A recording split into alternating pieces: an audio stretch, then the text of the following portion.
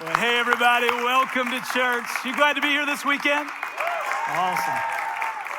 Awesome. Well, if you're joining us for the first time, a big welcome to you. Welcome to Real Church for Real People. I hope you're having a great experience so far. We are one church gathered in 3 locations in Middletown, Hockessin, Newark, as well as all of you who are joining us online. And I'm very excited this weekend because at all of our locations, we're about to experience a message that I'm recording live. I've got a bunch of young leaders from our church here in the room. Would you make some noise, guys? So glad you're in the room with me today. And we are kicking off a series called Summer at the Journey. So for the next 8 weeks, we will be highlighting the stories of people in the Bible who live often very imperfect lives, but through whom God did great things. And I think whatever your background with church has been like up until now, you're going to be encouraged by this series. And the reason that I'm recording this message is because my wife Susie and I just began a sabbatical. So our board and our lead team have been working on this since this past fall. We will be away until the end of July.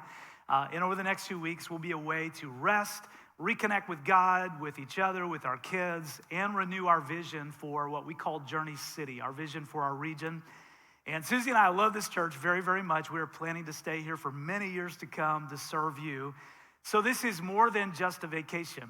It really is an intentional time to step back and spend some time praying and resting and regrouping so that we can step forward into what God has next for our church. And I'm very excited about it, a little bit nervous about it because I don't always love to take time to rest, but I know that it's an important part of the process. And so you may be wondering, well, what's going to change around here the next few weeks?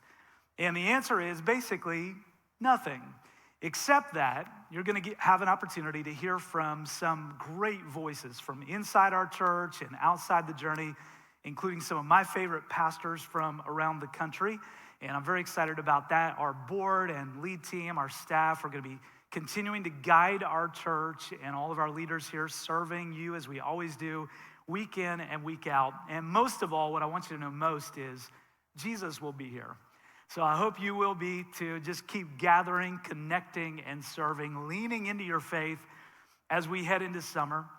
And then I would love to ask that you would pray just a little extra for me and my family during this time. Pray for us to experience this rest and renewal and to come back better than ever to lead our church and to continue to serve you. It's going to be a great summer. That sound good to everybody? All right. So with that in mind, let's dive into Summer at the Journey. We are starting this series with one of the most fascinating people in the Old Testament of the Bible, one of my favorite characters in the Bible, a guy named David. David was the second king of Israel. He followed in the footsteps of a guy named Saul. And if you know anything about the Bible, if you read their stories, you would know Saul was not a great king. You can read about him in the book of 1 Samuel in the Old Testament. Saul was not a great king, but David was. He was perhaps the greatest king that the nation of Israel ever had. And he was not just a great king. What I love about David was he was someone we can all relate to and someone we can all look up to, because you might be saying, well, how do I look up to somebody who's king? I'm not able to relate to that. I'm never going to be a king. But what David had going for him was he was very honest. He was open about his issues. He was transparent about his inadequacies, and he turned his life over to God. David was a guy who really put his trust in God and lived a courageous life, which all of us can do, whatever our surroundings or circumstances. And David actually is described later in the Bible as a man after God's own heart, which is pretty high praise when you think about it. When God says, here, this is somebody who reflects my character and my heart. So he's a good guy, all right? So everybody's kind of on the same page. David was an amazing human being, amazing king, amazing leader, great man in so many ways. But Dave did not always get it right. And when Dave got it wrong, he got it really wrong. And just like he got it really right many times, he knew how to get it really wrong. And for a season of his life, David actually messed his life up pretty badly. And we're going to start the series today talking about somebody who made some really bad decisions and almost lost everything as a result. And it all started with a naked neighbor. you should read the Bible. That's all I'm saying. You should read the Bible. This is a true story. And in the part of David's story that we're about to read, what you need to know is he's pretty much on top of his game. He's been king for a while. He's won a bunch of very important battles. He's become very influential, renowned around his area of the world at the time. People are coming from all over to see what David is all about. People know about him and his exploits. He's the man. And this should be the best season of his life. These should be David's best years. He's worked hard. He's built a life. He hasn't taken any shortcuts. He's trusted God with his life. Should have been his best years, and they would have been if it were not for this, that in the spring of the year, when kings normally go out to war, David sent Joab. Basically, Joab was David's second in command, and the Israelite army to fight the Ammonites. They destroyed the Ammonite army and laid siege to the city of Rabbah. However, David stayed behind in Jerusalem. Late one afternoon, after his midday rest, David got out of bed and was walking on the roof of the palace. And as he looked out over the city, he noticed a woman of unusual beauty taking a bath. It all starts with a naked neighbor. So if you don't consider yourself a follower of Jesus yet, I'm glad you're here. And you have probably heard that people who do believe in Jesus have values around sex and sexuality that are often different from, well, basically anything you would stream on Netflix. We just have values that are different than a lot of the values of the world around us. And sometimes Christians can be arrogant about those values. Sometimes we can be hypocritical about those values, which is, just to be clear, not Jesus' fault, it's ours.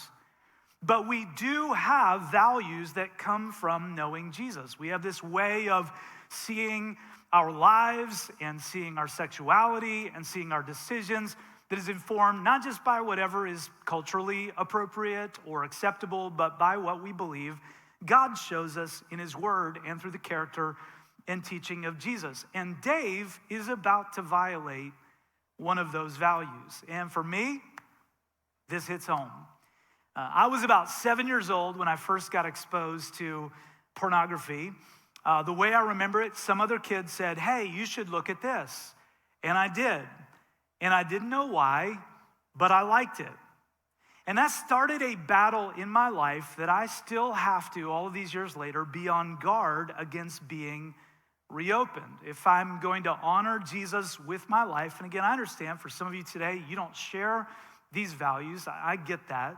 But for me, I believe in what Jesus taught, that to look at someone with lust is to already begin to allow our heart to go in the wrong direction. And if I'm going to honor Jesus with my life, not just when people are watching, but when no one's watching, here's what I've found. It often starts with what I notice. And I am betting that I'm not alone, and not just in the sexual area of life. I think for a lot of us, our best decisions often start with what we notice, and our worst decisions often start with what we notice. Late one spring afternoon, after a nap, Dave goes for a stroll on the roof of his palace, and he notices an unusually beautiful neighbor taking a bath. So now he has a decision to make. We're going to call it decision number one. Now, I want to be very clear about something in case you're wondering. Noticing is not weird. If you live next to me, and when I'm taking out the trash, you decided at the same time to take a bath in your backyard, I am probably going to notice, okay? Noticing, that's not weird, okay? It's very normal to notice somebody naked in their backyard. It's gonna stand out in most places. I suppose there are areas where it's not a big deal, but in most places you're gonna notice. And there is no indication that David is at fault for this. No indication that he planned it. We're not told like, David went out on the roof looking for naked people to stare at. That's not how it goes down. He's just going for a stroll on the roof of his palace, and he notices this woman taking a bath in her backyard, and that becomes a crossroads moment for him. This woman is really attractive, and she is really naked.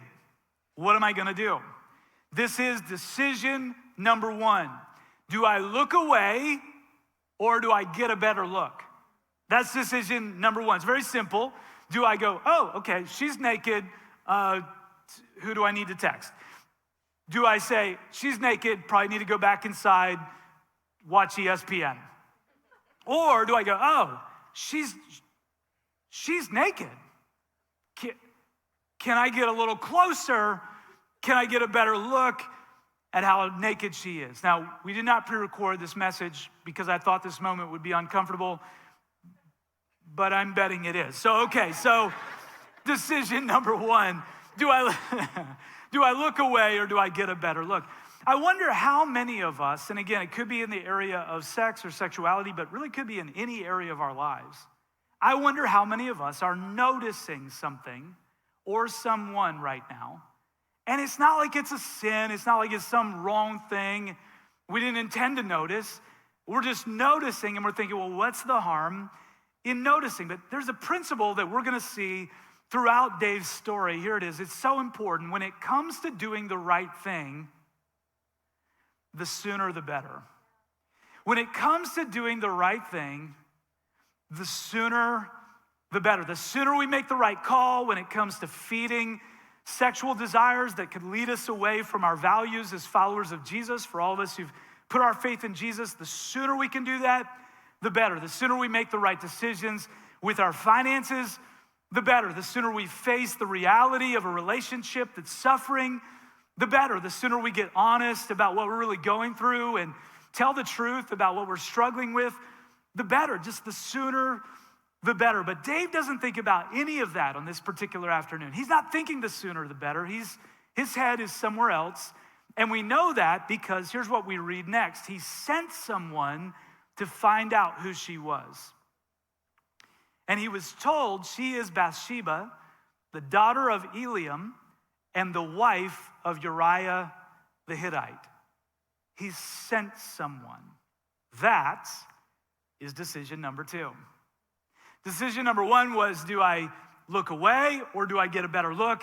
Decision number two is, do I let this go at this point or do I find out more? Such a great opportunity here for Dave to snap out of it, right? Yeah, she's beautiful, but I'm married and I want to honor God. So I'm going to ask God to forgive me for looking a little bit closer, and I'm going to let it go. I'm going to switch gears. I'm going to just change my focus. I'm not going to allow this to go any further. And instead, what does he do?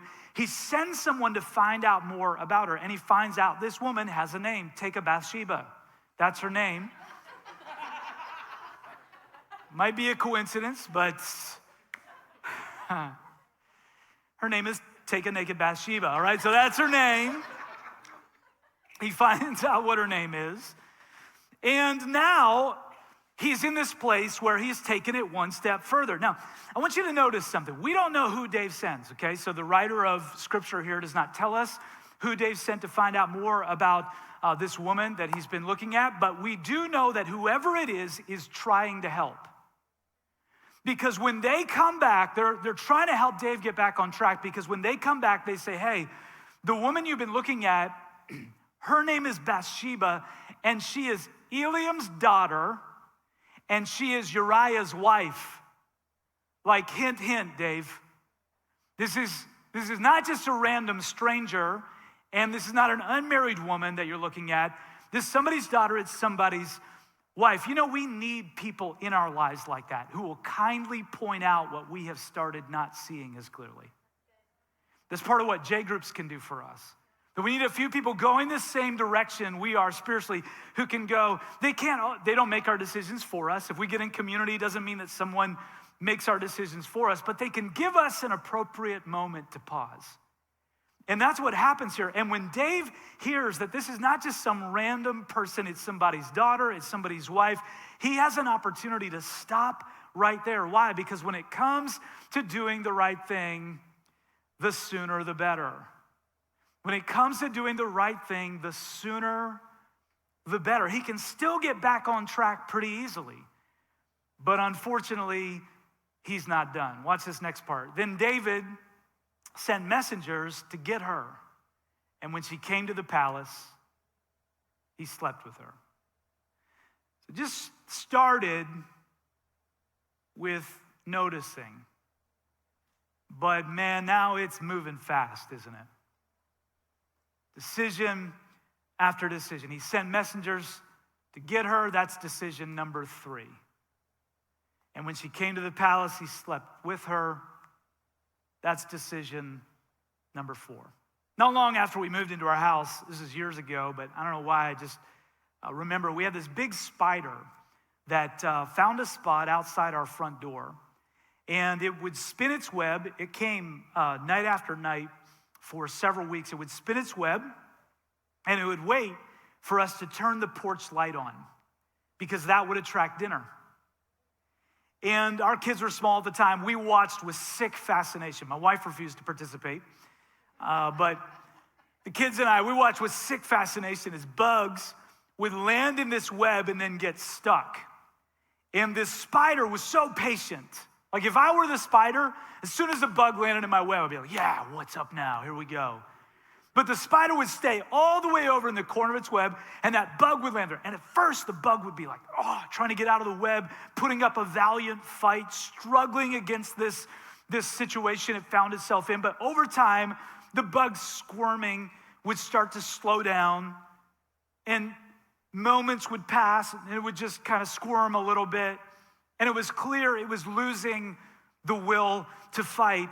And even if that bug could put up a very valiant effort, it was stuck. And so eventually the spider would make its way over to the bug and start wrapping that bug up and captivating it and keeping it in a position where it couldn't do anything about the situation that it had gotten itself in.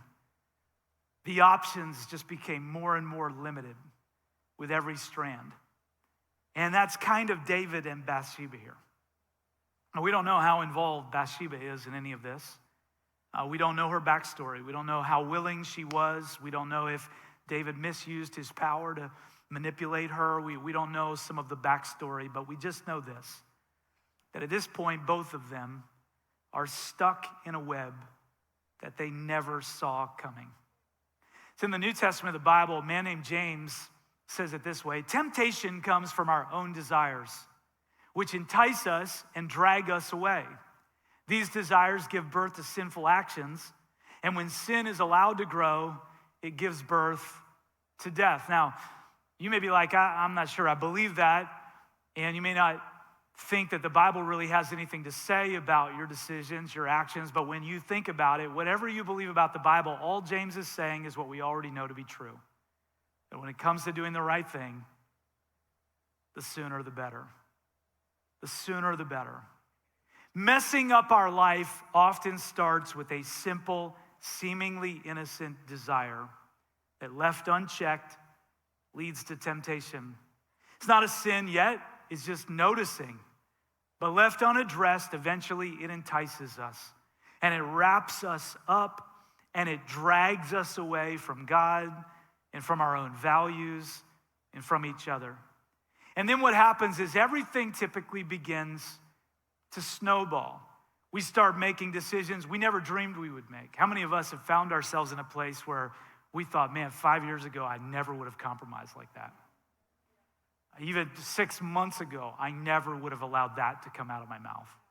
I'd never dreamed that I would get to this place in my life. And as it's allowed to grow, unacknowledged, unconfessed, it starts killing the best part of us. It starts killing our souls. That's what James is talking about when he says it gives birth to death. It really starts killing the things that matter to us: our joy, our freedom, our relationships, our perspective, our integrity. And I want you to remember, again, all of this starts when Dave just notices Bathsheba. But unfortunately, he doesn't stop there. He doesn't look away, he gets a better look. He doesn't switch gears and let it go. Instead, he finds out more. He doesn't move on, he sends for her. And when he sends for her, he doesn't send her back away, he sleeps with her. And what happens next is Bathsheba becomes pregnant. And now Dave has decision number 5 to make: come clean or cover up. And he decides, I'm going to cover this up. And so he invites Uriah, Bathsheba's husband, home from the battle. And he wines and dines Uriah, brings him into the palace. And I'm sure Uriah at first is like, what did I do to get invited to the king's palace? And he gives him a good meal and lots of wine. And then he tells him, go home and enjoy the company of your wife. You've earned it. You deserve it. Hoping that Uriah will go home, sleep with Bathsheba, and then think that he is the one who helped Bathsheba get pregnant. But Uriah refuses to go home. He can't justify a night off while his fellow soldiers are still at battle, which has got to just leap out to us. What a difference now in the character of David and the character of Uriah. This guy, David, who was such a man of integrity, now the person who hasn't done anything wrong is refusing to go home and be with his wife, and David has already secretly been with his wife. So now, David is staring down decision number 6, face the music or get rid of Uriah. So the next morning, David wrote a letter to Joab, remember his second in command, he's at the war front, at the battlefront, and he said this, station Uriah on the front lines where the battle is fiercest, and then pull back so that he will be killed. Started with noticing a neighbor. And so Joab does exactly what David commands. Bathsheba mourns for her husband for a while, and then David marries her, and it seems like it's over. David marries Bathsheba, seems like it's over, but the Lord was displeased with what David had done. And it all started with noticing a naked neighbor. So let's play a little game of what if, okay? Stroll on the roof leads to what we called decision number 1. Do I look away or do I get a better look? What if? Let's play the what if game. What if Dave looks away? Well, the Bible would be a couple chapters shorter. And the pain would be significantly less. Some of us may be telling ourselves about some small thing in our lives right now. It's no big deal. Everybody else is doing it. I'm not hurting anyone. What's the trouble? And it's fine. But what if it's the first step on a path that we really don't want to take? What if it's the first step on a path that leads not closer to the things that matter to us, to our values, but away from our integrity, away from our closeness with God, away from our spiritual health and our mental health, away from our family, away from the friendships that really matter, away from our purpose, away from what God has invited us into and called us to do. When it comes to doing the right thing, the sooner the better. Decision number 2, let it go or find out more. What if? Let's play the what if game. What if Dave gets a better look, but then he thinks about it and he repents of his lust. He goes back inside. He lets it go. The sooner, the better. Decision number 3, do I stop now or do I send for her? What if he stops here when he hears that Bathsheba has a husband? Sure, it might be embarrassing to admit that he went that far, but can we all agree? The sooner, the better. The only thing worse than having to face up to what he's done now is going any further. The sooner, the better. Decision number 4, do I send her back home or do I sleep with her? What if before Bathsheba shows up, Dave texts 2 friends from his J group and says, man, I am about to do the dumbest thing ever. Pray for me and tell me to snap out of it. What if? The sooner, the better. Decision number 5, he decides I'm gonna have sex. Decision number 4 leads to decision number 5. Am I gonna come clean or am I gonna cover this up? What if David stops here? There will be consequences, but he can recover. The sooner the better. And then decision number 6, do I face the music or do I get rid of Uriah? And because he can, because of the power he has as king, he can get rid of Uriah. There's still a chance to do the right thing, but there's also a chance to take this even further. And David decides, I'm gonna take this even further, and he has Uriah murdered. The sooner, the better. Now, I know this is a lot, but this is the moment when I want you to remember what I led with today about David. That he was a man after God's own heart. How is that possible? Well, he does end up recovering. God was not finished with his life, and he isn't finished with yours, no matter how far you've gone, no matter what you've done. And I know that because I know God has never been finished with my life, even when I've failed and fallen short. And Dave does become a guy that we can all relate to and even look up to. Because eventually, if you keep reading his story, he confesses his sin. It takes him a while. And by the way, the amount of time it takes him, he will come to see as a waste of time. He went through a lot of pain as a result of his decisions. But eventually he confesses his sin, and God forgives him and restores him. And it's in the New Testament of the Bible that we actually read that David was a man after God's own heart. He just ends up going through a lot of suffering and pain that could have been avoided. And I think if David were here, what he would tell us is that when it comes to doing the right thing, the sooner, the better. The sooner, the better. Now, I have good news, all right? The good news is this series is going to get a lot more positive after week 1. But before we can be inspired, wherever we are in our spiritual journey, to live more exciting, faith-filled lives, we got to start with the stuff that so often gets in the way, what God calls sin. Now, I know it's not a fun word, but really, sin just describes the spider webs that we so often get stuck in. It's the stuff that we didn't see coming, that we never dreamed we would give into, that we never thought was the plan for our lives. But we got stuck. And at first we put up a valiant fight, but what we read in God's word is that actually no matter how hard we fight on our own, we can never break free. We're stuck in sin. We need someone to save us. We need someone to rescue us from this place where we have become stuck. And that's what I know, that when it comes to getting unstuck, only God can do that.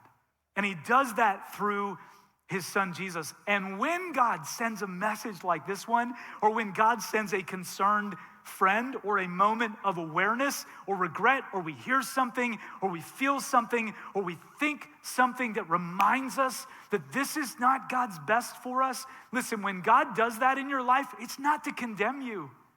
He loves you. It's to spare you pain that could be avoided. Because of God's great concern and compassion is to let you know that you can turn in a new direction right now and find forgiveness and healing. And that's what God has for every one of us. In the Word of God, we read, all of us have gone astray. All of us have fallen short. All of us, I have, you have, all of us have. But God's not willing that any of us would stay stuck. He wants us to find forgiveness and healing, and we can only find that in him. Forgiveness comes from God, and it only comes one way, through faith in Jesus and his sacrifice for us. Forgiveness doesn't come by earning our way back to God. It doesn't come by 6 months of good behavior. It comes by trusting in Jesus and surrendering our lives to him, believing in him, turning away from our sin to trust in him. And then healing comes only from God. And it only comes through community with other people who are trusting Jesus. That's how God works. He forgives us through Jesus. And he heals us through community with each other, our friendships with each other. And I'm encouraging you as we head into this summer season, stay connected this summer. If you haven't been connected, get connected. And if you've been connected in the past, stay connected this summer.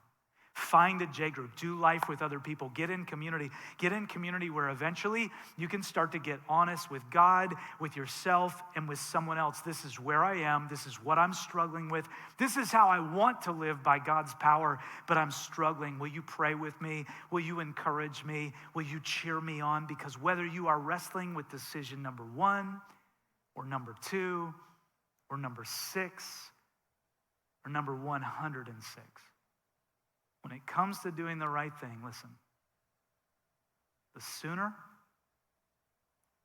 the better. You don't have to waste one more moment of your life you can turn to God right now, and he'll help you, restore you, recover you, and give you new direction.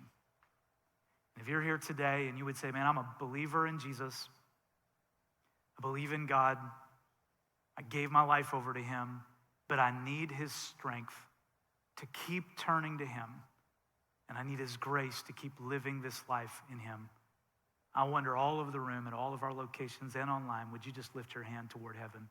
Hold it up high as a declaration, I need God's word in my life today. And let me pray it over us. God, we love and honor you with all our hearts today. You've been good to us, and you're good to us even when your goodness comes in the form of correction or getting our attention. You don't want us to struggle in the spider web of sin. You've made a way for us to be free through Jesus. And for all of us who know your son Jesus, we still get stuck from time to time in old ways of thinking and speaking and acting and prioritizing. So God, we turn to you right now. Would you make that personal? If you're praying that with me, tell him, God, I turn back to you today with all my heart. Forgive my sin and open my eyes to the areas where the enemy of my faith is trying to drag me away from you. God, you've not come to condemn me today. You've come to set me free. I put my trust in you. And while you let God speak to you in your heart for whatever that area is in your life right now where you need him most, I have mine, and I know many of you have yours. That's what I love about this community of faith. We can bring our real selves here. But for some of you today, any of our rooms and watching online, if you don't know Jesus in a real way yet, here's what I want you to know. God loved David, and you have to get this. God didn't love David any less when David sinned, and he didn't love David any more when David was following him. He just always unconditionally loved David. The problem was not on God's part. God was always willing. It was David who had turned and gone his own direction. And if you're here today and you don't know God in a real way for yourself, listen, you are not written off by God. God has never loved you any more than he loves you in this moment. He's never loved you any less.